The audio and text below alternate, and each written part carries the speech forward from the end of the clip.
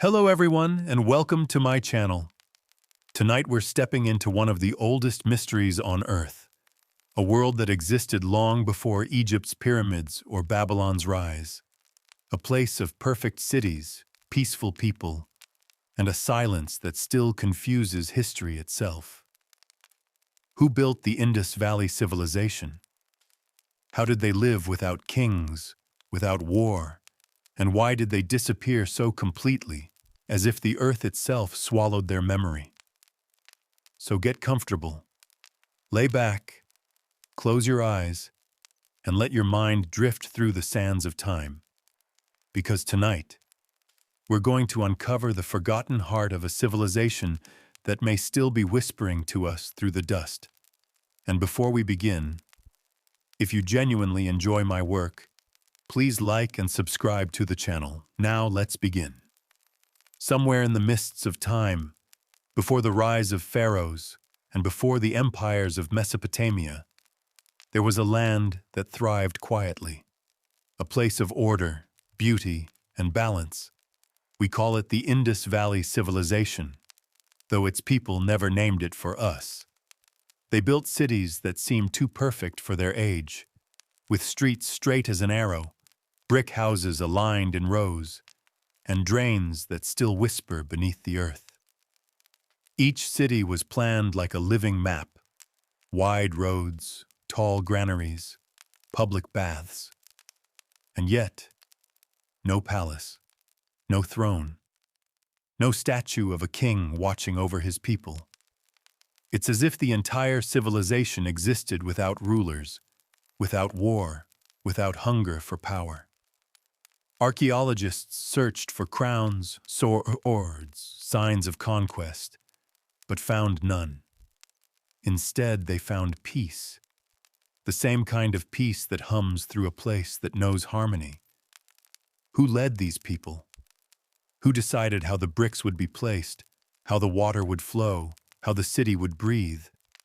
Maybe they didn't need kings at all. Maybe their laws were written not in words, but in understanding, a rhythm shared by all. In the heart of Mohenjo-Daro, one of their greatest cities, lies a massive pool, the Great Bath. Some say it was used for rituals. Others believe it was a place of renewal, where people cleansed not just their bodies, but their spirits. And if you listen closely, you can almost hear the echoes, splashes of water, faint laughter, a way of life that moved slowly, gracefully, like the flow of a gentle river. Their homes were built with care, each brick the same size, each wall aligned with precision. It feels almost mathematical, almost divine. Who taught them such perfection? Where did their knowledge come from? They left no grand temples, no armies, no records of wars. But they left something deeper, a sense of balance, as if they understood that true civilization was not built on power, but on harmony. And yet, for all their greatness, for all their peace, one question remains. How could such a perfect world vanish so completely? Some say the answer lies in the rivers, the lifeblood of their cities. A mighty one once flowed here, wide, sacred, and strong. But one day, it began to dry, and with it, so did the heart of their world. The next chapter of this mystery begins not in their streets, but along that vanished river, a river that once carried their dreams, and perhaps their end. Long before the maps of the world were drawn, before the borders we know today, there flowed a river, vast, sacred, and alive. It was called the Sarasvati. Some say it was the very heart of the Indus world, a river of life, a river of memory. Its waters carried stories, stories of trade, of harvest, of dreams. Along its banks rose shining cities, Harappa, Kalibangan, Dolavira, all bound by the rhythm of its flow. The people built their homes close to its song, shaping their lives by its gentle pulse. Morning light shimmered on its surface, and at night, the stars danced upon it like whispers from the heavens. But one day the song began to fade. The river that had given life began to die. No one knows how it happened. Perhaps the great mountains shifted, changing the river's course. Perhaps the rains grew weaker, the earth thirstier. Perhaps time itself decided to move on, and when the river dried, the people followed its ghost, searching for new land, new water, a new beginning. Some moved east, toward the Ganges. Some disappeared into deserts that were once green, and some stayed, holding on to the dust where their river once flowed. The sands of Rajasthan still hide its path. If you walk there at dawn, when the air is cool and still, you might feel it, a faint shimmer under the ground, as if the earth remembers the touch of water. Ancient texts speak of it as the river that vanished into the desert. Yet even in its disappearance, Sarasvati left behind something eternal, mystery. Without their river, the Indus people began to change. Their cities grew quiet. The drains no longer carried water. The granaries emptied, one by one. But the silence wasn't the sound of collapse. It was the sound of a civilization slowly sinking into memory. Still, the river did not vanish from their hearts. Even today, in prayers and stories, the name Sarasvati flows like a hidden current, a reminder that what is lost may not be gone, only waiting to be rediscovered.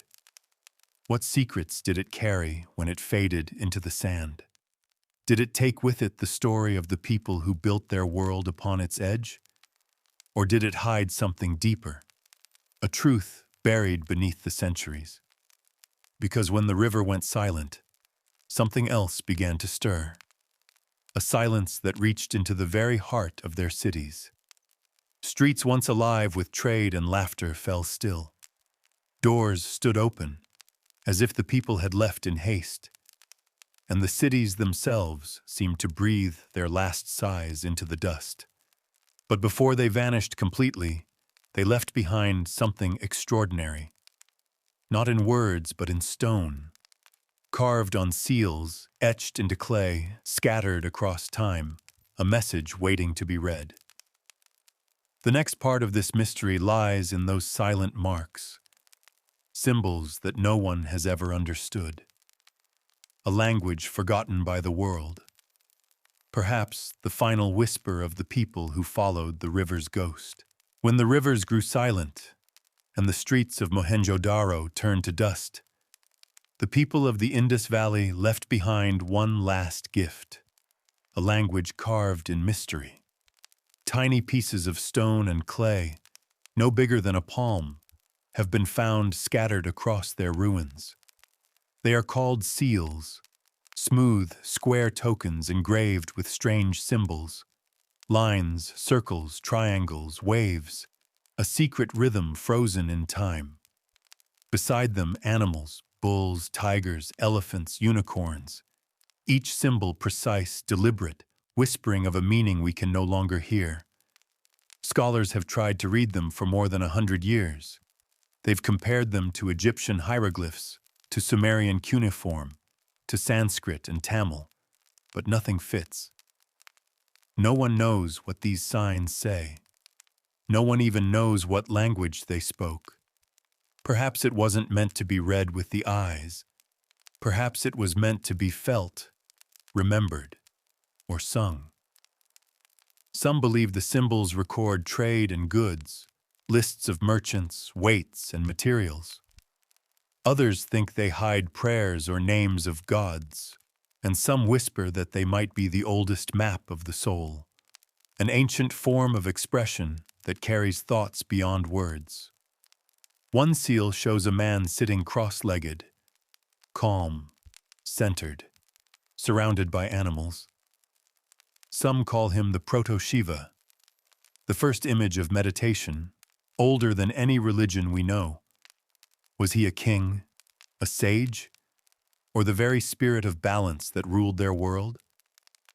Every seal seems to hold a fragment of thought, like stars scattered across the night sky, waiting to be connected. But the pattern remains out of reach. Each time someone claims to decode the symbols, the truth slips away again, like water through sand. Maybe that's how it was meant to be. Maybe their silence was their message. That wisdom isn't always meant to be spoken. And yet, their symbols continue to appear everywhere. On pottery, on jewelry, on the very bricks of their homes. It's as if their entire civilization was wrapped in code, a secret only they understood. When you look closely at those marks, they almost seem alive. The lines breathe, the curves hum softly, like echoes from another time. It's as if the people who carved them knew something, a truth about memory and meaning that we've long forgotten. Perhaps their language wasn't lost. Perhaps it just changed form. Maybe it became the rhythm of the mantras, the geometry of temples, the script of the stars themselves. Even now, when archaeologists dust off a new seal under the desert sun, for a moment, the ancient voice almost returns, and the silent cities seem to murmur again. Because behind every symbol lies a question, and behind every question, the hint of a story. A story that might lead us closer to who they were, to what they believed, and to the gods they once called upon. The next part of our journey will take us deeper, beneath the clay, beneath the silence, to the gods of the Indus, the ones that watched over them when words still had power. In the stillness of the ancient Indus cities, beneath layers of dust and time, lie fragments of a forgotten faith, tiny clay figurines, cracked, weathered, but still alive with meaning. Some show women with wide hips and gentle faces, the mother goddess, they say, the bringer of life, the keeper of cycles. Others show strange, horned figures seated in meditation, surrounded by animals. The Lord of Beasts, perhaps the earliest image of Shiva. These were not idols of gold or marble. They were simple, hand-shaped, made from the very earth that sustained them. And yet, they carry something divine, a quiet presence, like a whisper left behind by those who once believed. The people of the Indus Valley didn't build massive temples or carve their gods into stone cliffs. Their worship was humble, woven into their daily lives. Maybe they found the sacred in the simple, in the rhythm of the seasons, in the rain that kissed their crops, in the river that carried their reflection. Archaeologists found altars, fire pits, and offerings buried deep within their homes. Little trays filled with ash and grain, a sign that even their houses were temples, every meal a prayer. It's strange, isn't it? A civilization so advanced, so peaceful, and yet so silent about its beliefs. No scriptures, no hymns, no stories carved in stone, only symbols and clay. As if their faith was never meant to be shouted, only felt. Perhaps their gods were not distant beings ruling from the sky, but forces of nature, water, earth, fire, and wind, each honored in quiet devotion. Perhaps they saw the divine not above them, but within everything that breathed. One seal shows a figure surrounded by animals: elephant, tiger, buffalo. The man sits cross-legged, his eyes calm. He seems neither ruler nor priest, but something deeper, a bridge between man and nature. Could this be the root of meditation itself? The idea that peace is not found in conquest, but in stillness?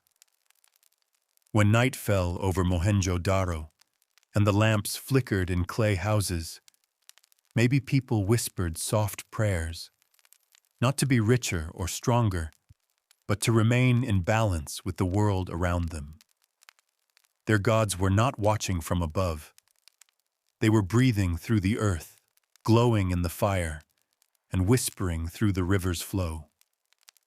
But one day, those prayers stopped. The altars grew cold, the rivers dried, and the gods were buried beneath centuries of dust. And yet, sometimes, when you hold one of their clay figures in your hand, you can almost feel warmth, as if something within it still remembers. Maybe their faith didn't vanish. Maybe it transformed into the symbols and traditions that echo through the ages, into the chants, the festivals, the stories that still live today. But if the gods of the Indus once walked among their people, what happened to them when the civilization fell silent? Where did they go when the fires went out and the clay turned cold? Some say the gods disappeared with the people. Others say they watched quietly, waiting for the world to remember them again. Because soon after the prayers faded, something strange happened. A quiet, final moment that ended it all.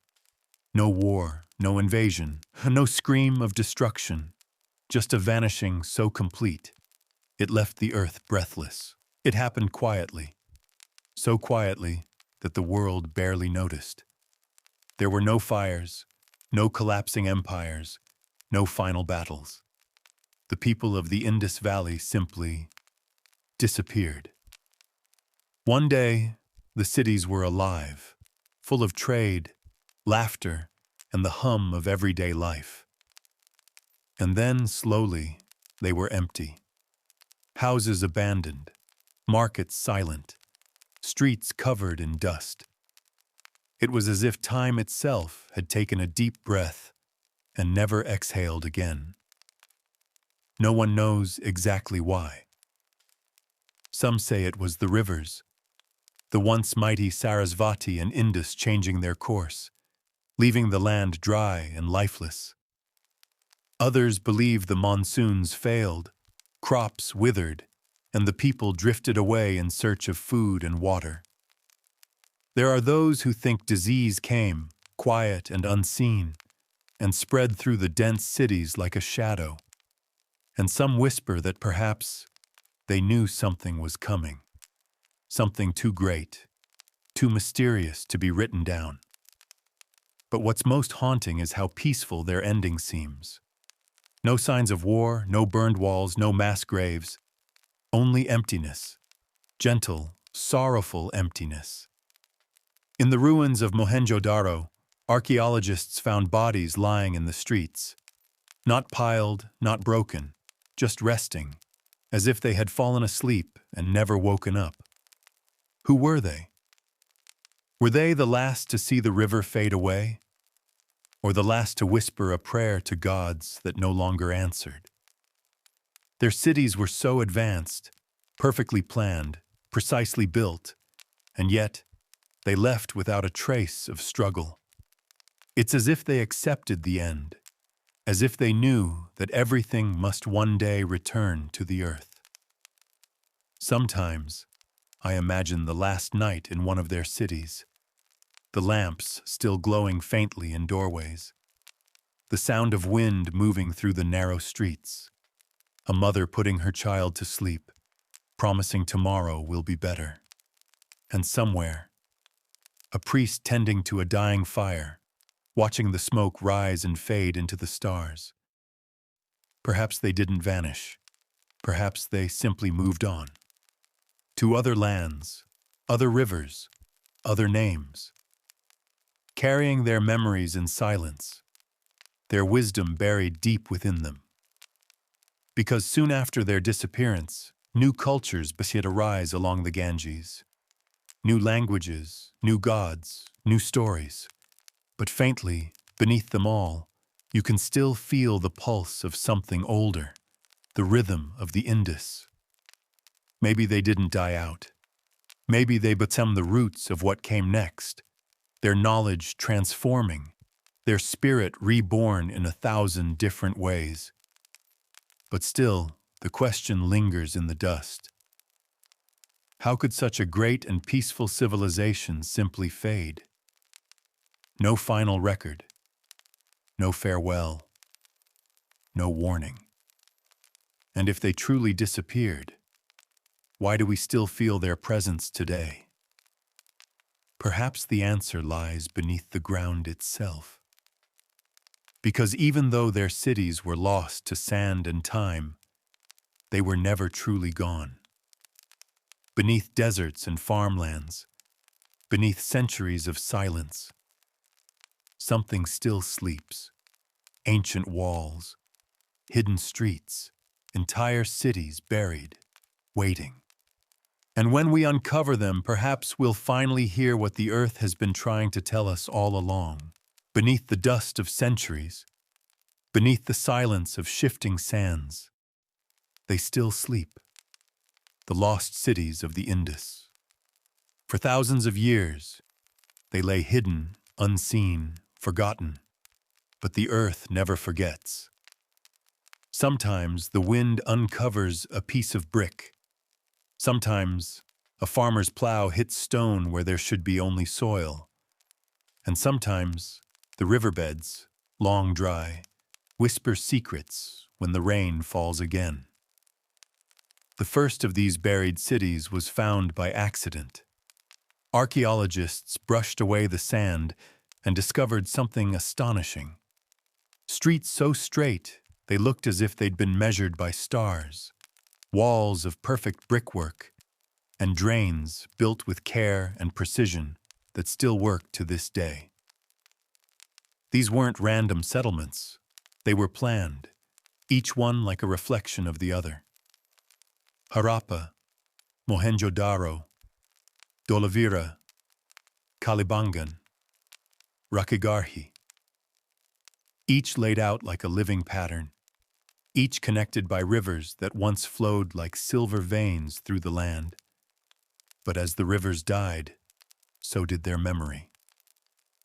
The Sarasvati turned to dust, the Indus shifted away, and the cities they once nourished sank into sleep. Now, from the sky, satellites see what the eyes on the ground cannot. Ghost lines stretch across the desert, the old paths of vanished rivers and faint outlines of walls, streets, and courtyards that still rest beneath. Scientists have traced hundreds of such sites, entire towns still buried, untouched by time. It's as if the land itself has been guarding their memory, holding them close like secrets not ready to be told. Sometimes, when you stand in those places, the silence feels different, heavier, deeper. The air feels full of presence, as if the earth is breathing softly beneath your feet. You can almost imagine the city as it once was. Children running barefoot through narrow lanes, merchants calling out near the marketplace, the smell of grain, fire, and rain on clay. Then the image fades, and there is only stillness again. It makes you wonder, how much of our world lies hidden beneath our own footsteps? How many stories are still sleeping under the ground we walk on every day? Some say these lost cities were never truly lost. They simply shifted with the rivers, following the flow of time. Others believe they were abandoned on purpose, their people moving east as the earth changed. But the truth is, we still don't know. Each discovery opens another question. Each city unearthed feels like a doorway, not to the past, but to mystery itself. Because what we've found so far, it's only a fraction of what once was. There are still whole worlds buried beneath us, entire lives frozen in mud and brick, waiting for the sun to touch them again. And if these lost cities ever rise once more, perhaps they will tell us who we really are and where the heart of this ancient civilization truly lies. But to understand that, we must look beyond the ruins, to the people who connected them all. Not the kings, not the warriors, but the merchants, the travelers who carried the voice of the Indus to distant lands and forgotten shores. Long before the Silk Road, long before ships from Greece and Rome sailed across the seas, there were the merchants of the Indus. They didn't have kings or empires, but they had something greater: connection. From the deserts of Arabia to the temples of Mesopotamia, their seals and symbols have been found, proof that they traveled far beyond the borders of their world. Imagine them at dawn, loading their boats with jars of grain, cotton, beads, and spices. The river glimmered like a path of light, carrying their vessels gently toward the unknown. Their boats were small, wooden, curved like half-moons, but they could cross vast distances. From the port city of Lothal, the Indus merchants sailed the Arabian Sea, following the stars as their silent companions. Each voyage was a leap of faith, a journey guided by wind, tide, and the memory of the rivers they once called home. In distant lands, they traded with strangers who spoke different tongues: the Sumerians, the Akkadians, the people of Dilmun. Yet somehow, they understood each other without words. Their seals, those tiny carved stones, were their language, their passport, their identity. When archaeologists found an Indus seal in Mesopotamia, they realized something astonishing. These people had built one of the earliest global networks, thousands of years before the first known empires. And yet, they left no stories of conquest. Only traces of exchange, beads found in foreign graves, pottery scattered across the ancient world, symbols pressed into clay thousands of miles from home. The Indus merchants carried more than goods. They carried ideas, ways of building, of farming, of living in harmony with the land. Their influence flowed like water, gentle, patient, unstoppable.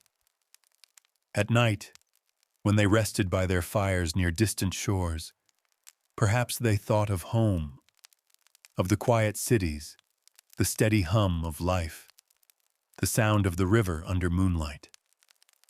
They must have known that they were part of something vast, something beyond borders, a world connected by trust, trade, and the rhythm of the earth.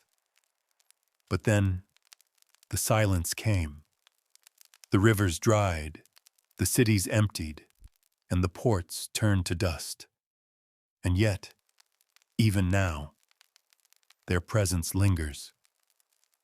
The same trade routes they carved through sea and sand became the paths followed by countless civilizations after them.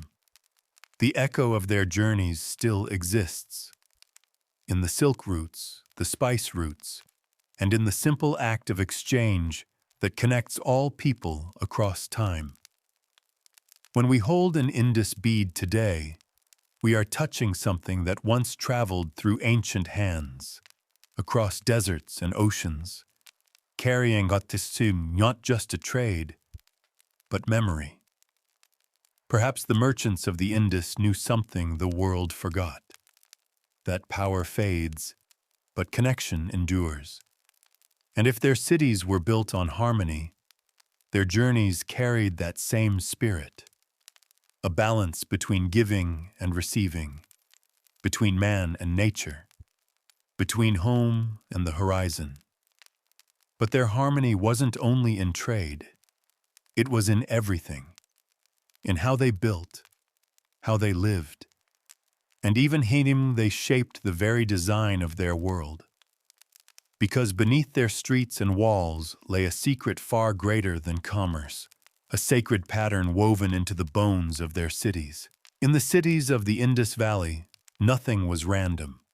Every brick, every road, every wall, built with purpose. Even after thousands of years, when you stand among the ruins, you can feel it, an invisible pattern, a harmony that hums beneath the stone.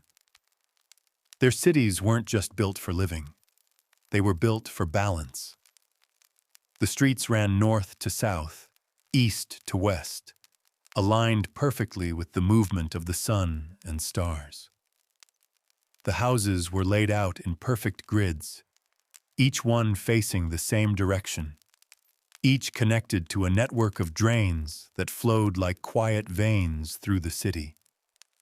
It was as if the people who built them understood something profound, that a city could breathe, that stone and water and sunlight could work together to create peace. In Mohenjo-Daro, every house, rich or poor, had access to clean water and drainage. The streets were wide. The air could move freely. It feels almost modern, and yet it was made over 4,000 years ago. How did they know how to do this? What kind of knowledge guided their hands? Some say their measurements were based on sacred ratios, that their bricks followed perfect proportions, 1 to 2 to 4, the same pattern that appears in nature, in shells, in leaves, in the spiral of galaxies. Their buildings were not monuments to power. They were reflections of order, the kind that mirrors the universe itself. Even their smallest details carry mystery. Tiny weights made of stone, all identical, used in trade to ensure fairness. Proof of a society built on trust, precision, and respect. No chaos, no ego, only quiet perfection. When archaeologists map their cities today, they find patterns that seem to form sacred geometry, lines that align with the solstices, angles that reflect cosmic design. It's as if they saw the divine not in temples, but in the very structure of their world.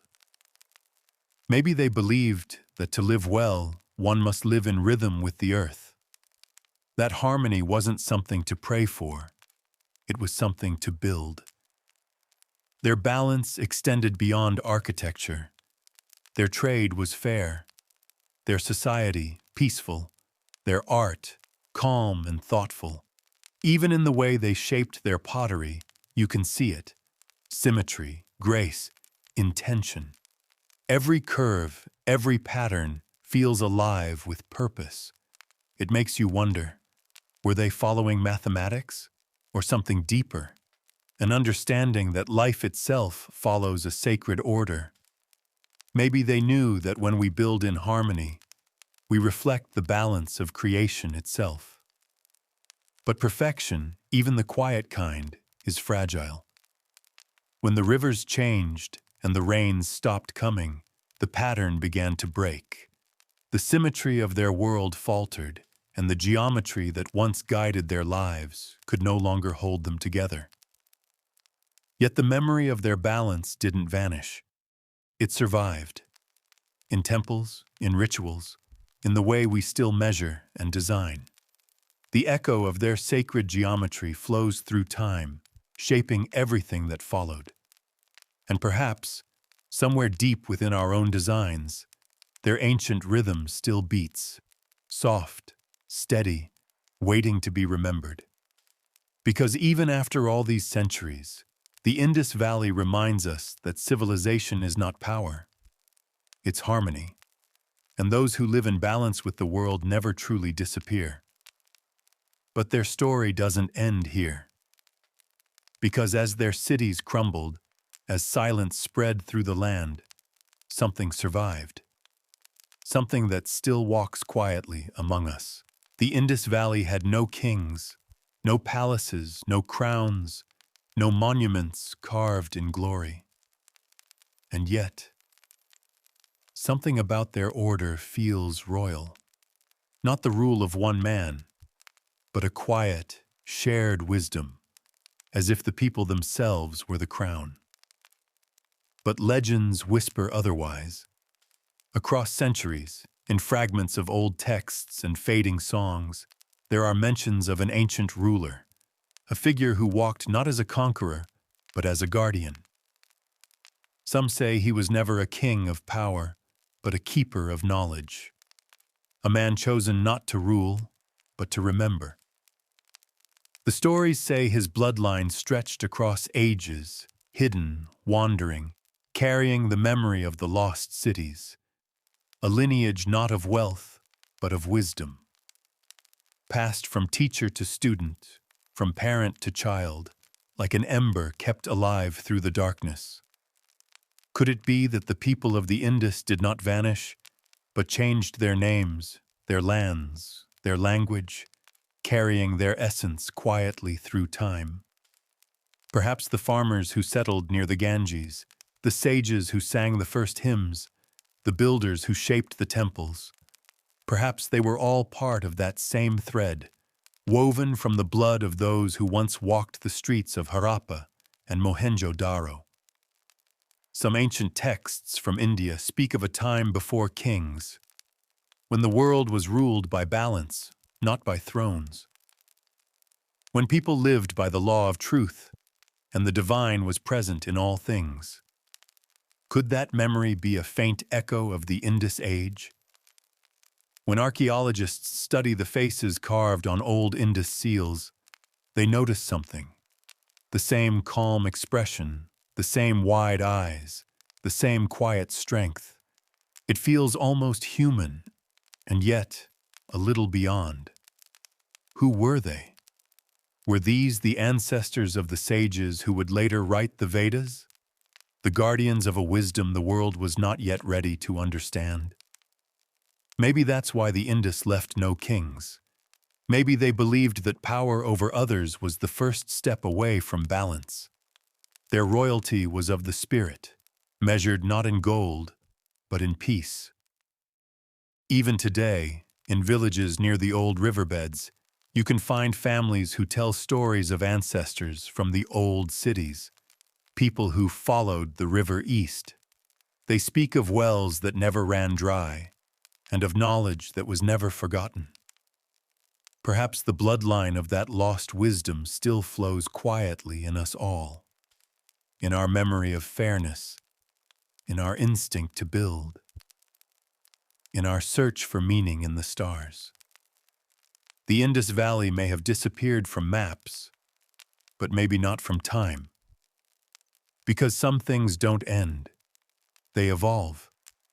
And if the bloodline of that nameless king still walks the earth, it may not wear crowns, but it still carries a light, the faint glow of a civilization that understood harmony better than any that came after. But their wisdom was not lost entirely. They left behind something that holds the memory of all they were, not written in words but in light, in sound and in crystal. In every great mystery, there comes a moment when silence speaks louder than discovery. For the Indus Valley Civilization, that silence is eternal, yet alive, like a heartbeat buried deep beneath the sand. They left no books, no scrolls, no carved laws, and yet they left something far greater: memory. Not the kind we write, but the kind that hums quietly in the bones of the earth. Archaeologists digging through their ruins sometimes find small crystals, clear, unremarkable at first, but under light, they shimmer faintly. It's said that ancient people once used crystals to track the stars, to measure time, to listen to the pulse of the planet itself. Maybe the people of the Indus knew what we are only beginning to remember, that everything holds memory. Stone remembers shape, water remembers sound, and light remembers truth. Perhaps the crystal of memory is not an object, but an idea. A reminder that even when civilizations fall, their essence stays. You can feel it when you walk along the old riverbeds, when the wind moves softly over the buried streets, when the stars shimmer in perfect stillness above Mohenjo-Daro. It's as if something is still awake there, a dream that refuses to fade. Their harmony, their balance, their way of living without kings or wars, those are not lost. They exist like faint constellations, guiding us from the dark, reminding us of what humanity once was capable of. In the stillness of their ruins, you can almost hear it, the slow rhythm of a civilization that understood peace. A place where no one ruled and no one obeyed, where the city itself was the teacher and the people its song. Maybe the Indus Valley did not die at all. Maybe it transformed into the languages we speak, the symbols we draw, the meditations we practice. The quiet strength in us, the part that seeks balance, that builds rather than destroys. Perhaps that's their voice still whispering through time. Civilizations rise and fall, but wisdom never truly disappears. It hides in memory, in the rhythm of breath, in the pulse of the earth, in the crystal clarity of the human soul. So when you close your eyes tonight, and the world around you falls into silence, listen closely. Somewhere in that stillness, beneath layers of centuries and stars, you might hear it too. The soft hum of a forgotten world, the quiet voice of the Indus, reminding us that peace was once possible. And maybe it still is. Long before the dawn of known civilization, before Sumer and Egypt carved their names into stone, the world existed in silence, a time unrecorded, when memory was held only by the earth itself. Beneath layers of dust and forgotten centuries, faint traces of something older emerge. In broken tablets, impossible ruins, and the whispers of myth, there lies a name repeated across ages.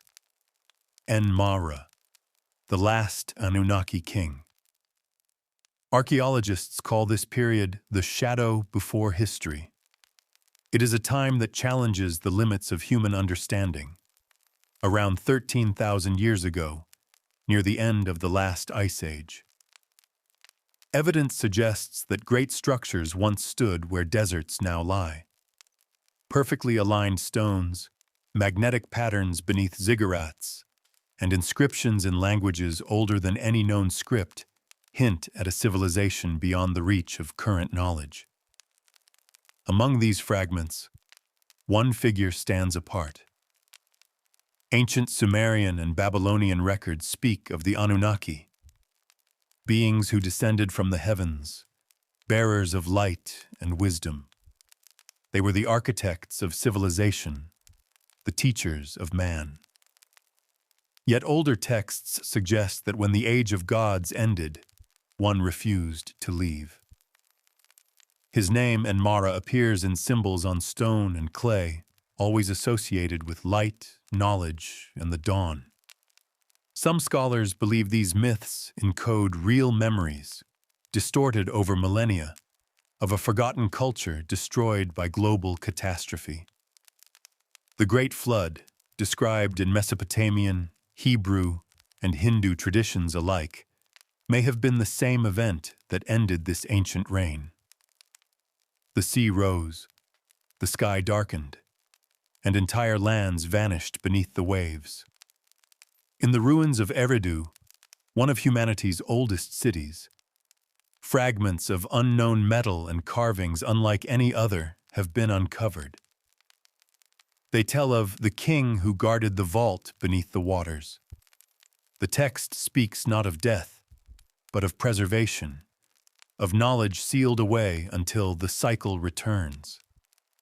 Whether this was poetic prophecy or evidence of technology lost to time, none can say. En-Mara is said to have ruled not by sword or fear, but through understanding. Legends describe him as half celestial, half earthborn, a being who bridged two worlds. Some call him divine, others the last remnant of a vanished race. Across continents, his image reappears, a tall figure with radiant eyes holding a sphere of light. Coincidence or shared remembrance of a king whose story survived the collapse of ages? As each discovery unfolds, the boundary between history and myth blurs further. The silence of forgotten time grows louder with every fragment found. The question remains, who was Enmara? A god, a ruler, or a memory of humanity's first lost age? Whatever the truth, his shadow stretches across the birth of civilization, hinting that our story did not begin where we think it did. Somewhere beneath the sands and seas, the last Anunnaki king still waits to be remembered. Ancient myths from every corner of the world tell a similar story. A time when gods descended from the heavens to walk among humankind. In the Sumerian world, they were called the Anunnaki, beings of radiant form who came on the wings of fire from the sky. The tablets speak of their arrival as a dawn unlike any other, when the heavens opened and the light of the stars touched the earth. It is said that they came not as conquerors, but as teachers. They carried with them the knowledge of the stars, the secrets of creation, and the power to shape civilization. Where they walked, rivers were tamed, cities rose, and humankind learned to write, build, and count the turning of the seasons. The Anunnaki were worshipped as gods, but in truth, they were more like guides, beings whose origin still lies beyond understanding. Among them was one unlike the rest, Enmara, born of both worlds. Legends say he was the child of the heavens and the earth, gifted with the light of his celestial ancestors but burdened with the mortality of men. His eyes were said to hold the reflection of two suns, one of the heavens and one of the soul. He became the bridge between the divine and the human, teaching balance, peace, and wisdom to those who would listen. But harmony never lasts. Over time, divisions grew among the Anunnaki themselves. Some believed humankind should serve, not learn. Others feared that sharing divine knowledge would disrupt the order of creation. Enmara stood against them, defending humanity's right to know. He taught that true power lies not in control, but in understanding. Yet his compassion was seen as betrayal. The council of the sky gods began to fracture, their unity unraveling like stars falling from the firmament. Whispers spread that the Anunnaki would one day leave the earth. The texts describe a great departure, a return to the stars when the balance of the world was lost. But Enmara refused to abandon those he had guided. He remained, building temples of light and stone, preserving their knowledge for the ages to come. The others warned him that his choice would lead to ruin, that he would share the fate of mortals. Still, he stayed. Archaeologists studying the oldest Mesopotamian ruins find depictions of winged beings, descending in fiery shapes above mountains and rivers. In their hands, they hold objects shaped like stars or suns, symbols that match astronomical patterns still visible today. Whether these are records of divine visitors or poetic memory, the parallel remains too clear to ignore. The descent of the sky gods marks the beginning of both enlightenment and tragedy, the moment when gods and humans shared a single world. It is here, in this union, that the fate of the last Anunnaki king begins to unfold. When the Anunnaki walked among mortals, the earth was said to gleam with light. In the cradle of the rivers, where the Tigris and Euphrates carved silver paths through green valleys, their cities rose, radiant, ordered, and alive with power. These were the golden cities, said to be the first true civilizations, built not merely of stone but of harmony between heaven and earth. Foremost among them was Eridu, the city of beginnings. Ancient texts call it the home of the wise ones, where sky and water met in sacred balance. Its walls shimmered with electrum, and towers reached upward like prayers turned to stone. Within its heart stood the Temple of Light, said to have been built under the guidance of En-Mara himself. There, crystal chambers glowed faintly even in darkness, powered by what legends call the breath of the stars. Beyond Eridu stretched Larak, a city devoted to knowledge. Its libraries contained thousands of clay tablets, inscribed with the laws of creation, geometry, and the movement of the heavens. Some scholars believe that fragments of these tablets survive in later Sumerian writings, distorted memories of a knowledge that once guided the rhythm of nature itself. The third great city was Nibru, often described as the mirror of the sky. Its streets were arranged in perfect alignment with constellations, so that when night fell, the city reflected the heavens above. Pilgrims came from across lands now lost, drawn by rumors of the singing stones, structures that resonated softly when the wind passed through their corridors, an ancient technology of sound, vibration, and energy. En-Mara ruled over these cities not as a tyrant, but as a guardian. His reign was marked by peace and shared purpose. Humans and the Anunnaki worked side by side, building temples, observing the stars, and recording the sacred laws of measure and balance. It was an age when the world seemed whole, when knowledge and faith were not in conflict, but in perfect symmetry. Yet, beneath the beauty, change was stirring. The skies were shifting. The warmth of the sun grew uncertain. Floods came earlier, winds stronger. The people began to whisper that the heavens were displeased. The priests warned of a dimming light in the crystals that powered their temples, the slow death of the divine energy that sustained their world. En-Mara felt it too. He spent long nights within the Temple of Light, seeking answers in the resonance of the stones. Some say he looked beyond the stars, others that he gazed within himself. The tablets speak of his sorrow, a king watching perfection unravel, powerless to stop it. And so the golden cities, once symbols of divine harmony, began to tremble beneath invisible weight. The sky gods grew silent, and for the first time, shadows stretched across their shining towers. The age of light was fading, and a darker purpose awaited the king who would not abandon mankind. As the brilliance of the golden cities began to wane, the people of Eridu looked to the heavens for guidance. The skies, once alive with constellations of fire, grew pale and uncertain. The shimmering crystals that powered the temples began to lose their glow. The once singing stones fell silent. It was said that even the rivers flowed slower, as if the world itself was holding its breath. In this growing stillness, En-Mara, the last Anunnaki king, faced a choice that would define his fate and the destiny of those who followed him. The ancient tablets describe a time of unrest among the Anunnaki. Many had already departed, returning to the heavens or to worlds beyond sight.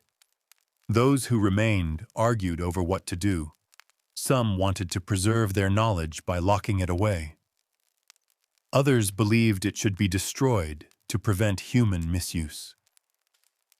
En-Mara disagreed with both. He believed that wisdom was not a burden but a seed, that humanity, though fragile, had the right to inherit the light of the gods. He began work on what the texts call the forbidden experiment. Its purpose remains shrouded in mystery, but fragments hint at something extraordinary, a merging of divine essence and mortal spirit, an attempt to preserve the consciousness of the Anunnaki within the human form. The process was said to involve the crystal of Anu, a sphere of pure energy drawn from the core of their temples. Through resonance and sacred vibration, Enmara sought to weave the eternal into the ephemeral, to make light live within flesh. The council called it blasphemy. To them, he was tampering with the natural law of creation, breaking the barrier between gods and men. They warned that the experiment would tear apart the harmony that bound their world together. But Enmara continued in secret, aided by a small circle of loyal scholars and priests who believed in his vision of unity. They worked beneath the Temple of Light, far below the city's golden streets, surrounded by a labyrinth of resonant chambers humming with unseen power. It is said that one night, a blinding radiance filled the underground halls. The stones themselves trembled, and a sound like 1,000 hearts beating as one echoed through the city. Some witnesses spoke of a figure of light standing beside Enmara, neither human nor divine but something in between. Then the glow faded, and silence fell once more. No one knows what truly happened in that chamber. Some claim the king succeeded, that he fused a fragment of the divine into humankind. Others say the experiment shattered the balance of the world, awakening forces that would bring the heavens crashing down. What is certain is this: soon after, the skies grew violent. Tremors shook the foundations of the golden cities, and storms swept across the lands. The Anunnaki began to flee, their temples collapsing one by one. And in the heart of Eridu, Enmara stood alone, the king who had reached beyond the stars and unknowingly called upon the end of an age. The end did not come with fire, but with silence. The skies above Eridu, once glowing with the silver trails of celestial craft, turned gray and dim. The air grew heavy. The stars that had guided the Anunnaki for millennia began to vanish, one by one, behind a veil of ash and cloud. Across the golden cities, people looked upward, waiting for signs from the heavens that never came. The age of divine light was fading, and the world was preparing for its reckoning. The ancient tablets describe a chain of disasters, each more devastating than the last. The earth trembled for days without rest. Mountains cracked, rivers bled into deserts, and the seas began to rise. Lightning struck from horizon to horizon, tearing open the sky like a wound. The Great Flood, remembered in every culture that followed, was no myth. It was the death cry of a world undone by its own brilliance. In the heart of Eridu, Enmara watched as his empire crumbled. The temples that once sang with energy now stood in ruin. The crystal cores that powered their great machines flickered and dimmed. His followers begged him to flee to the heavens with the others, but he refused. The king who had defied the stars would not abandon the children he had sworn to protect. "If the gods return to the sky," he said, "then I will remain where the sky once touched the earth." The council of the Anunnaki departed. Their ships, described as flaming chariots, rose through the clouds, leaving trails of light that faded into darkness. It was said that the sound of their ascent was mournful, a hum that shook the stones and echoed through the valleys for days. Humanity watched as their gods left them behind, powerless against the rising sea that consumed everything they had built. As the floodwaters advanced, Enmara gathered the remaining priests and scholars in the deepest chamber of the Temple of Light. There he sealed what was called the Vault of Knowledge, 7 crystal tablets encoded with the secrets of the stars. the laws of energy, and the story of creation. He entrusted this vault to the earth itself, hidden beneath layers of stone and time. According to the inscriptions, he spoke a final vow. When the cycle turns, the light shall rise again from beneath the waters. Then the deluge came. The golden cities vanished beneath waves that swallowed mountains. The earth was remade, its coastlines redrawn, its history drowned. When the waters receded, nothing remained but scattered fragments, memories carved into myth. In the centuries that followed, the world forgot the name Unmara. He became legend, then silence. Yet, beneath deserts and seas, the remnants of his cities slept, waiting undisturbed for those who would one day remember. And so ended the reign of the sky gods. Their light fell, their world shattered, and only whispers remained to tell of the king who stayed behind when the heavens fell. Centuries passed, the oceans withdrew, the earth healed, and new civilizations rose upon the bones of the old. Humanity began again, unaware that beneath their feet lay the buried heart of a forgotten age. The golden cities were gone, swallowed by silt and time. Yet sometimes, when the wind moved over certain deserts, or when storms struck the old riverbeds, faint tones could be heard, deep, echoing, like the earth itself remembering. The ancients called them the Whispering Ruins. It was in the southern plains of Mesopotamia, thousands of years later, that the first signs emerged. A group of explorers unearthed foundations of stone unlike any known architecture, too precise, too deliberate. The walls were fused, not built. Beneath them, inscriptions in an unknown language glowed faintly when exposed to moonlight. Each symbol pulsed softly, as though alive. And within those carvings, one name appeared again and again: Enmara. At first, scholars dismissed it as coincidence, a name from myth woven into the remains of an ordinary ruin. But as excavation deepened, they found something that defied explanation. Buried beneath layers of clay was a mural depicting a tall figure surrounded by radiant shapes. The figure's eyes, inlaid with a strange metallic stone, seemed to follow the viewer. Around him were smaller human figures, reaching upward, their hands outstretched toward the light. Below, a line of script read, "He who stood when the stars fell, keeper of the vault beneath the waters." The site soon became the subject of hushed debate.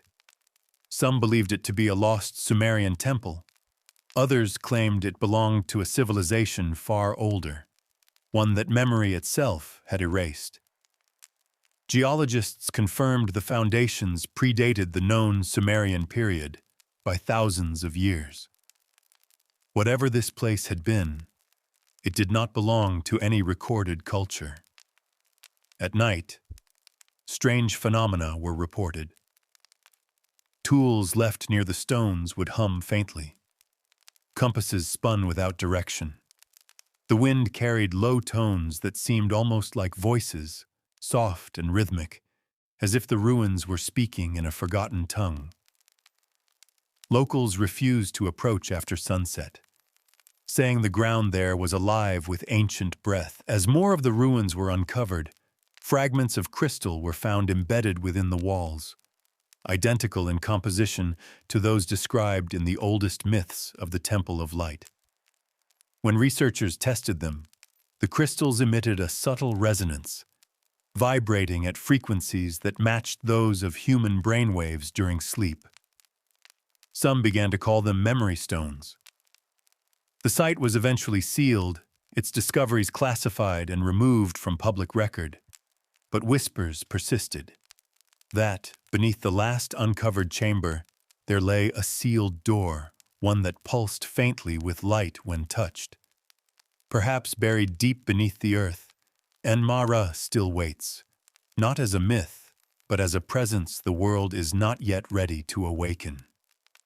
The ruins whisper still, their voices carried by the wind, telling fragments of a story that refuses to die. The flood erased the golden cities, but not everything was lost. Myths say that before the final wave swept across Eridu, Enmara gathered a small group of his most trusted followers, priests, scholars, and guardians of knowledge. To them, he gave fragments of his wisdom, encoded not in stone, but in flesh. He called it the seed of light, a spark that would endure long after his world was gone. From that act, legends say, began the bloodline of the king. Generations passed, and the descendants of those chosen few scattered across the earth. Their names faded, but the strange signs surrounding them did not.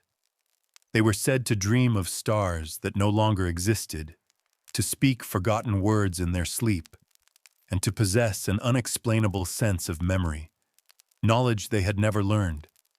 In every era, such people appeared, builders, astronomers, inventors, and prophets who seemed to touch the divine without understanding why. Ancient records from distant lands hint at this lineage.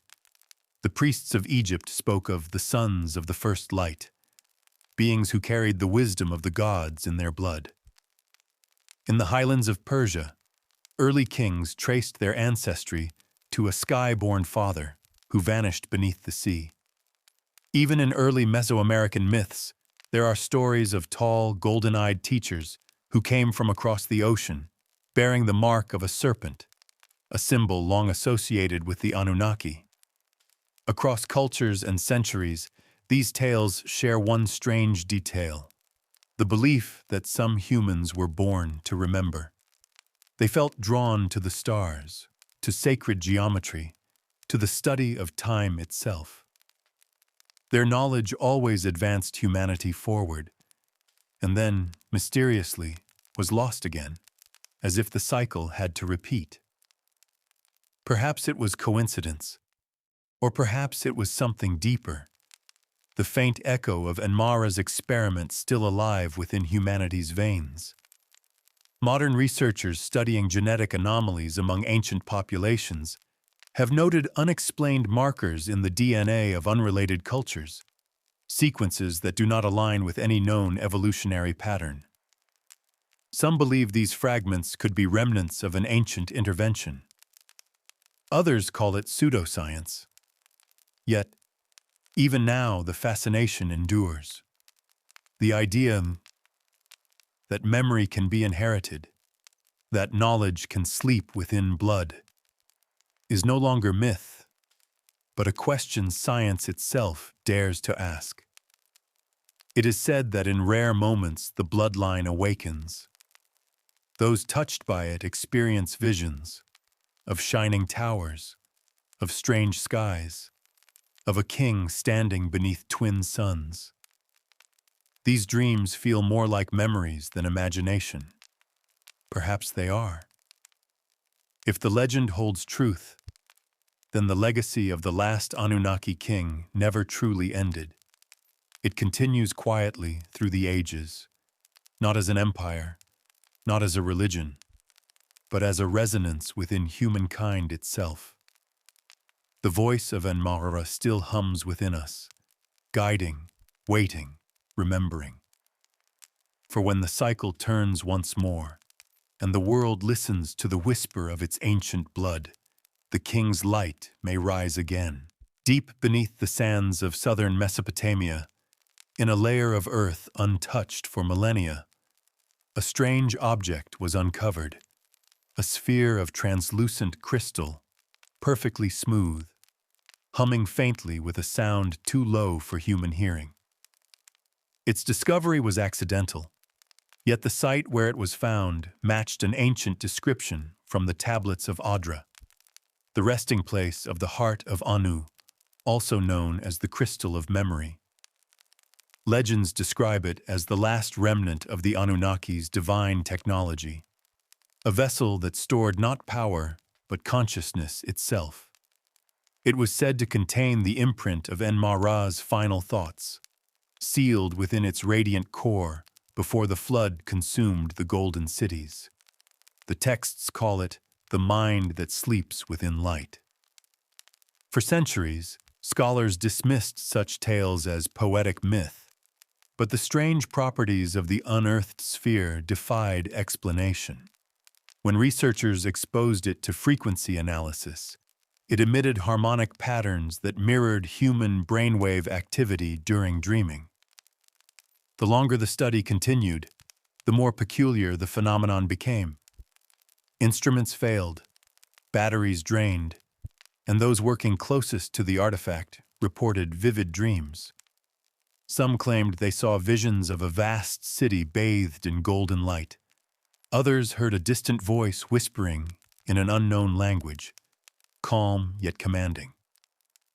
Among the fragments of inscription found near the sphere were words believed to be spoken by En-Mara himself. When the world forgets the sound of the stars, the crystal shall remember. The object was moved to a secure facility, but strange occurrences followed.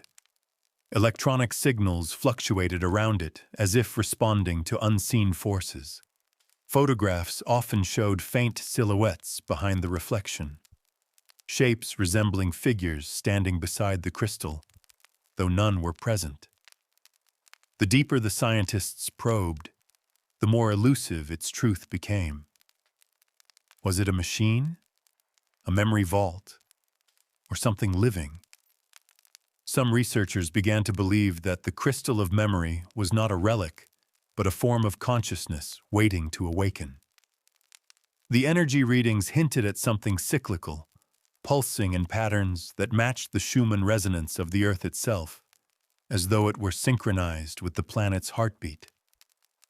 The theory grew. Perhaps the crystal was not meant to store knowledge, but to reconnect it, to reawaken humanity's link to the ancient frequencies of the Anunnaki. If the legends are true, this artifact could be more than a fragment of a lost civilization. It could be a bridge between ages, between what was and what is yet to come. The heart of a king who defied the stars, still beating softly beneath the earth, whispering across time to those who can still hear. And perhaps that whisper grows stronger now, in an age when humanity once again looks upward, reaching for the heavens. For thousands of years, the heavens have been silent, or so humanity believed. But in recent decades, strange phenomena have begun to reappear across the world. Lights over deserts and mountains, shifting geometric patterns in the skies, resonances beneath ancient ruins, all aligning with constellations mapped on tablets older than history itself. Those who still remember the story of En-Mara call this moment the return of the skylight. It began quietly. Astronomers noticed faint pulses of radiation coming from 3 distinct points in the night sky, forming a perfect triangle. To most, they were nothing more than natural anomalies.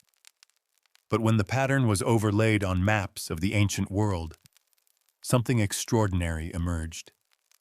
The same triangular alignment marked the locations of 3 legendary cities, Eridu, Larak, and Nibru, the golden cities of the Anunnaki. The heavens had mirrored the earth once more. At the same time, seismic sensors around these regions detected rhythmic vibrations, low and steady, as if the planet itself were responding to a cosmic call. The frequencies matched those recorded around the crystal of memory. Researchers dismissed it as coincidence. Yet those who studied the myths recognized the pattern described in the tablets of Adra, the awakening pulse, a celestial rhythm said to signal the return of the divine light. Witnesses from various parts of the world began reporting strange visions in their dreams, glowing towers, endless halls of crystal, and a tall figure walking through a field of stars. Many described the same voice, soft, calm, echoing with warmth, speaking the words, "The cycle begins again." Some felt an overwhelming sense of familiarity, as though remembering something they had once known and long forgotten. It was not only individuals who felt the change. Instruments recorded shifts in magnetic fields, fluctuations in the ionosphere, and unexplained luminous phenomena above ancient sites. In the deserts of Iraq, the sand glowed faintly for hours after nightfall. In Peru, the Nazca Plateau shimmered as though dusted with gold. In Egypt, sensors beneath the Great Pyramid captured deep harmonic waves, resonating like a distant heartbeat. Every pattern pointed toward one conclusion: the reactivation of something buried long ago. The myths had spoken of a day when the stars would call their lost children home, when the light of the heavens would return to guide humanity toward remembrance. Some believe this is not the arrival of gods, but the awakening of memory, the moment humanity reconnects with its forgotten origin. If Enmara's legacy was truly woven into human consciousness, then perhaps these signs mark its reawakening. The king's light, scattered through time and blood, may now be stirring, shining once more through human eyes. The cycle has turned. The heavens are opening again. And as the old stories whisper, when the skylight returns, so too will the voice of the king who never died. As the skylight returned to the heavens, the world entered a quiet awakening. Across continents, people began to dream the same dreams. Visions of radiant cities, tall figures of gold, and a great king who stood beneath twin suns. The same name echoed across languages and minds: Enmara. It was as if the ancient memory, sealed in myth and buried in time, was stirring once more. In every age, humanity has searched for its origin. Gods, stars, ancestors lost to the flood of history. Yet perhaps the truth is not about where we came from, but what we were meant to remember. The story of Enmara, the last Anunnaki king, was never just a tale of divine rulers and lost empires. It was a mirror, a reflection of what humankind was before forgetting its light. The old texts tell of the king's final act, his merging of spirit and matter, the union of the divine and the human. He did not seek to rule forever, but to ensure that the light of the heavens would never fade from the earth. In his own words, "When I become one with the cycle, I will no longer be bound by time." It was not death he chose, but transformation, the birth of a consciousness woven into the fabric of humanity itself. Some believe Enmara transcended into the crystal of memory, preserving his essence until the world was ready to understand it. Others say his soul dispersed like starlight, carried within the blood of those he blessed, reborn through every generation. Either way, his story never truly ended. It became us. Modern scientists speak of ancestral memory, of genetic imprints that pass through generations. Perhaps this is only the faint scientific shadow of something far greater, the awakening of the same luminous code Enmara once placed within humankind. A message not written on tablets or stone, but inside consciousness itself. And now, as humanity reaches again toward the stars, building cities of light and rediscovering ancient wisdom through new science, it begins to repeat the old pattern: creation, knowledge, and the longing to ascend. The same rhythm that pulsed through the golden cities moves once more through our age. Perhaps the cycle is turning again. The myths say that when the world remembers its origin, the king will rise, not from the earth, not from the sky, but from within. For the true kingdom of the Anunnaki was never a place. It was awareness, a light that once burned in every living soul. The voice of Enmara speaks not from ruins or stars, but from silence, reminding us, I was never gone. I became time itself, and so, the legend closes, not with an ending, but with a return. The king beyond time still lives in the hum of the earth, in the dreams of humanity, and in the eternal quest to remember who we truly are.